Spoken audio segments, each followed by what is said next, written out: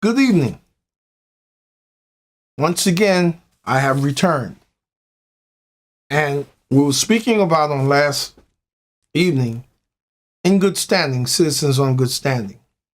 But I want you, once again, like I told you last evening, to embrace the concept of the kingdom. Once you embrace that concept, a lot of these things will come to you and you'll understand what God was saying. He wasn't teaching, Jesus wasn't teaching a religion. Now, let's go back to the beginning of time where Adam and Eve. My question to you is, why did God make man? I mean, you probably heard it and so many times, but before you even attempt to write it down or answer, why do you think God made man? I bet you many of you don't think about it because you think on a religious scale. Why did God make man? Why did God create man? Think about that for a minute. Why? I asked one of my colleagues, and he was right on point. I asked a few others, they couldn't get it. And these are leaders. Leaders, mind you. But why did God make man? Well, let me share something with you. Let us go to Genesis. I'm gonna help you out so you can see. So you'll come up and you'll understand that this is not my philosophy. But when you study the word, and under a teacher, and one that I have studied under and still is, and learning from, and it's just stimulating me, and God show me certain things, and it caused me to really focus on the word.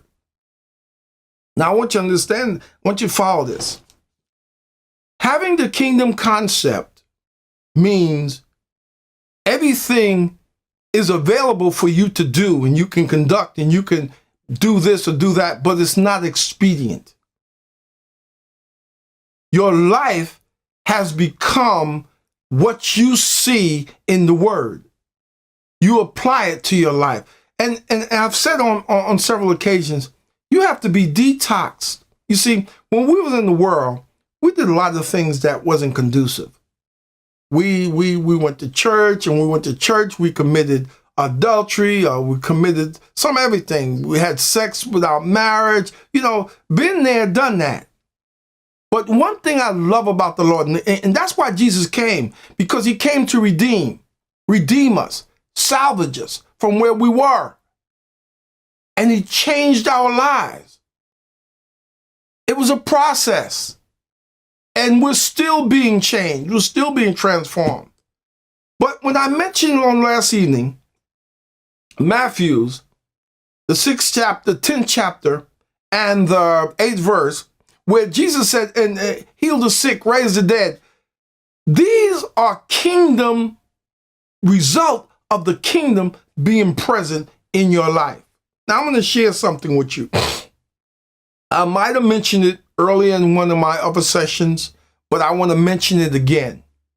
I had a problem here with my finger, and I had I wind up getting discovered that I had diabetes. Well, somewhat type 2 diabetes. And I refuse to accept that. To now, I do, but I claim I'm healed. Then my hand, my finger here, took a nosedive for the worse. I did a lot of writing. I do a lot of reading. And it took a nosedive for the worse. I couldn't hardly move it. So my wife and I talked it over with her, and I said, honey, I think I'm going to check with the doctor and see what he says. So when I went to the doctor, my daily routine, I go about once or twice a year for a physical checkup, check myself out. And he sent me to a doctor that dealt with that. And he says, well, it comes with someone with diabetes. And I says, wow, I don't want to accept this. And trust me, I don't. So what I did was I went to the doctor, and I sat there and went there. And like I said earlier, you'll discover that I wind up spending, the Blue Cross Blue Shield took X amount of dollars, charged them X amount, and I wind up paying them $25 for the co-payment. That I shouldn't have never went, but I'm just trying to show you something. I said once before, and you have to keep in mind that faith, your faith is your greatest asset. Your faith in God is your greatest asset. Remember once again, we are kingdom citizens. And you are a spirit. This you live in. It's like a suit. This is where you are harvest. This is where you live. But back to my story. This finger here wouldn't move. I showed it to the doctor and I asked him, I says, look, doctor, and I'm always directing to the point. I said, look, what's the result of this, rectifying this problem? He said, well, he could give me some medicine and I would have to take it and you know, and give me a shot in the hand and it would be effective. But I asked him, I says, would that shot be permanent? Would it do a problem? He says, no, you have to have surgery. I says, no, we done. Just like that. And I have a tendency to say that. And he says, okay, you know, you can take some Motrin, ibuprofen, and a few other Aleve. And I says, fine. But as I was walking, I says, Father, look, you know more about me than the doctor. Now, I want you to understand something. I'm not crazy. I'm not a religious fanatic by no stretch of the imagination.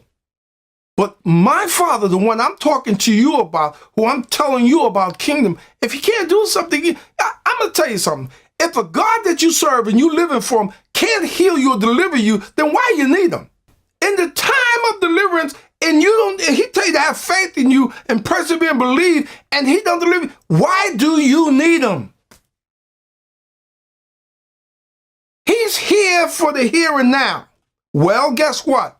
I kept saying I'm healed. Father, I believe I'm healed. Regardless, I was in pain. My wife could tell you, I'm healed. I'm healed. And I believed it. I went on about my business. Well, to this very day now, this happened about 4 months ago, and look at my hand. Look. This was a problem. Look. And I told my wife this morning, I says, honey, the difference between you and I says, I'm praying that I want to be an example for you, honey. I'm not your boss, honey. I'm your husband. I'm your leader and other things. I'm your lover. And I says, I have to be an example. That's what counts. I said, the difference between you and I stand on that word. I believe I'm healed. I may be feeling bad. I may be feeling terrible. But I believe that my Father healed me. You know why? Because if you remember in one of our other sessions, I told you, if you ask God for something, it's already done, but it's the journey. My glasses are here. And let's just say my glasses, this here is a house. And over here, I'm here, and there's 25 miles between here and here. Well, God already blessed you with the house. You asked him for it. He blessed you with it, but it's the journey from getting there. It's perseverance, patience. And when the dust clears, if you trust him and hold to your faith in him, not to a car, not to the doctor, not to the bank, but to him, God will bring you through. But you have to read his word and stay in that word. Obey it. It's one thing to read it, but obey it. And I give him the praise. And on the last several sessions, prior to this, my finger was hurting. I couldn't do this, but look at it. I thank you. See, many of you have so much confidence in the doctors that you fail to trust Jesus, trust the Lord for what he said. It's time for you to believe and trust in the God that you claim you serve. Men, be the leader in your family. Be the leader. Trust in the Father. You are kingdom citizens. You are heirs and joint heirs with him. And we're going to talk about that a little later. Joint heirs with him. You are kingdom citizens. Be strong, man. Be strong. Trust in him. Trust in him. Your faith in him is your greatest asset. Trust in him, and he will never let you down. I'm telling you. At this point, this session is over, but until next time, I'll talk to you a little further, okay? Have a nice day.